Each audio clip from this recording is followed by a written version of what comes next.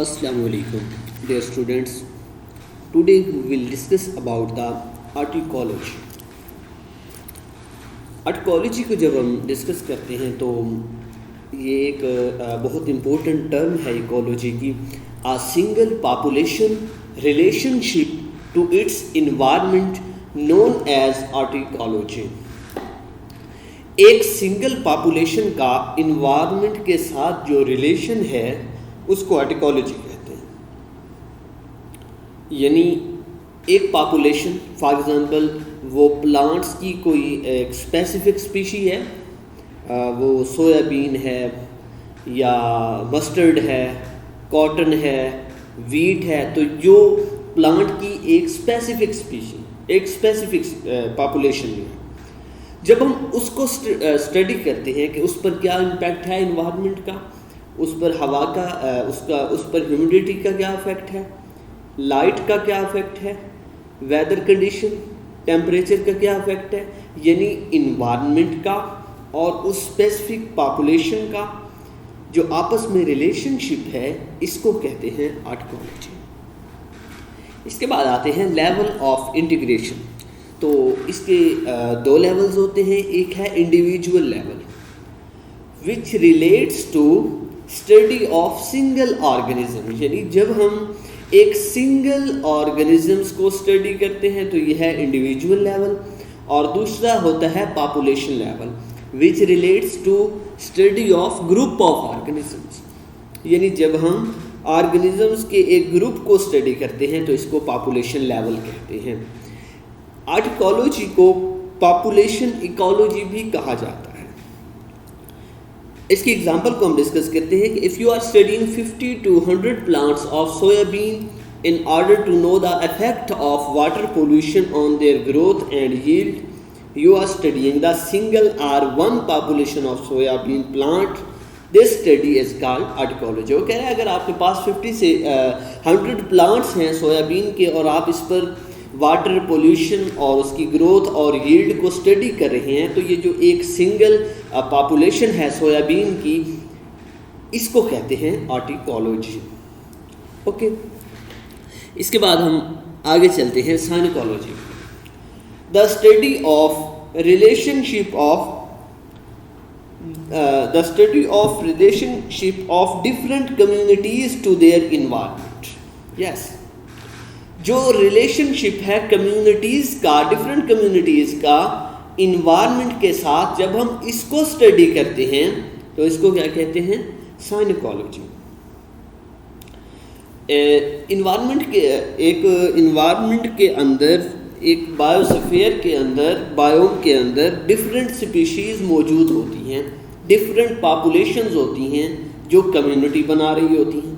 और जो different communities हैं, जब हम इनको स्टडी करते हैं, इनका अफेक्ट मालूम करते हैं, इनका रिलेशनशिप मालूम करते हैं इन्वायरमेंट के साथ, तो इसको कहा जाता है साइनोकोलॉजी.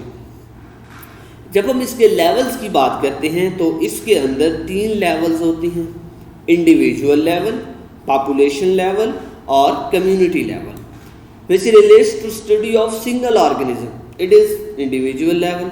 विच relates to the study of group of organisms, population level. Which relates the study of group of populations, जब हम डिफरेंट पॉपुलेशंस को स्टडी करते हैं तो इस लेवल को कहते हैं कम्युनिटी लेवल. और साइनोकोलॉजी को कम्युनिटी इकोलॉजी भी कहा जाता है. इसके बाद अब आते हैं इसके कंपोनेंट्स की तरफ. तो इसको पहले भी हमने डिस्कस किया था कि बायोटिक और एबायोटिक कंपोनेंट्स होते हैं. Biotic components includes all living organisms including plants, animals supported by the biosphere. And biosphere is spread out over the surface of plant earth, extending about 8 to 10 km to the upper reaches of atmosphere and also the same distance in the depth of the oceans. वो कह रहे हैं कि जो biotic components हैं, इसमें bio mean life, जो जितने भी लिविंग ऑर्गेनिज्म या लिविंग थिंग्स हैं, लिविंग ऑर्गेनिजम्स हैं, उसमें प्लांट्स आ गए, मैमल्स आ गए, तो ये सब बायोटिक कंपोनेंट्स होते हैं।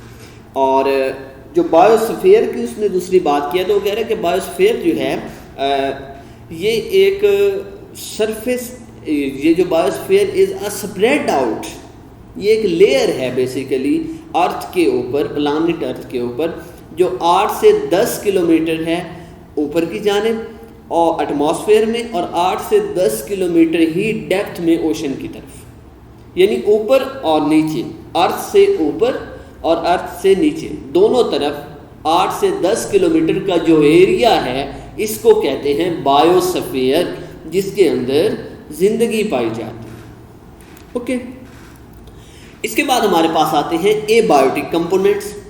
It includes all non living components, air, water and soil in ecological term. They are called atmosphere, hydrosphere and lithosphere. जितने भी नॉन लिविंग कंपोनेंट्स होंगे जो कि लिविंग ऑर्गेनिजम्स को अफेक्ट कर रहे हैं, उनके साथ रिलेट करते हैं, उनको एबायोटिक कंपोनेंट कहेंगे। इसमें एयर है, वाटर है, सॉइल है हमारे पास।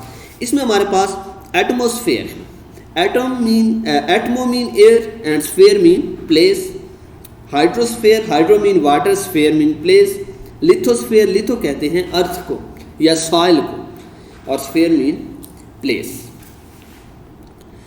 तो अब हम बायोटिक कंपोनेंट्स ऑफ इकोसिस्टम की जब हम बात करते हैं तो इसमें हमारे पास आगे 3 हैं। इसके एनर्जी के जो लेवल हैं वो प्रोड्यूसर है, कंज्यूमर है और डीकम्पोजर्स हैं।